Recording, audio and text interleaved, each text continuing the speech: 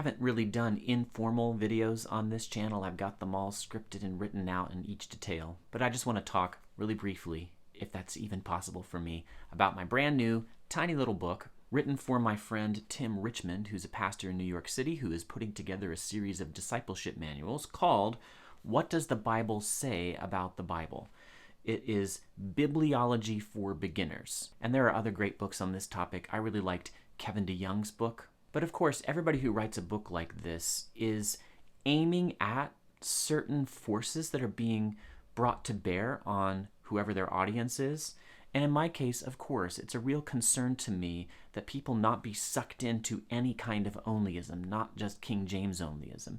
And that is a special focus of portions of the book. I do write in some detail for beginners about Bible translation. But I don't start there. I really tried to take the title that was handed to me very seriously. What does the Bible say about the Bible? It's so easy to claim that that's what you're going to do and then not actually getting around to doing it. So I really made it my goal to quote the Bible at length, the key passages that talk about inspiration, revelation, authority, canon, inerrancy. I had special fun in the first chapter thinking through in a John Framian kind of way, if you know his name at all. What are the different ways that God reveals himself to man? The Bible makes it clear that general revelation is out in nature. God's eternal power and divine nature are clear to everybody who will look, who isn't suppressing the truth. Obviously, also there's special revelation, written revelation, the verbal revelation that we have in Scripture, and that's what this whole book is about. But there's another kind of revelation that John Frame helped me see when I was writing my dissertation years ago. I call it personal revelation. And lest you fear I'm talking about prophecies and tongues, although God is allowed to do that still if he wants to. I'm talking about Romans 2:14-15, that the law of God is written on the human heart.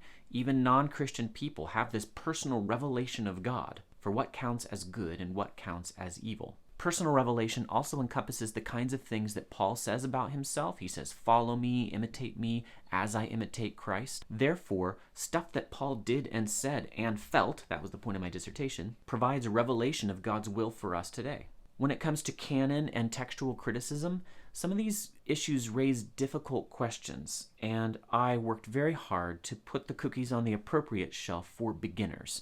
What do beginners in bibliology need to know about canon and textual criticism, about how the Word of God got from his own mind through many human agents, including the writers, including the copyists, and down to us? How were the books of the Bible established? There isn't a lot of space in this book. I really do keep it super, super short. And my goal is to build a faith that is presumably already growing inside the people who will read. A faith in the inspiration, authority, inerrancy, and necessity and sufficiency of God's Word. If you watch this channel, this book may not be for you. I'm kind of guessing you're not a beginner, but this is something I think you could grab for really cheap on Amazon or Kindle. It's just a couple bucks.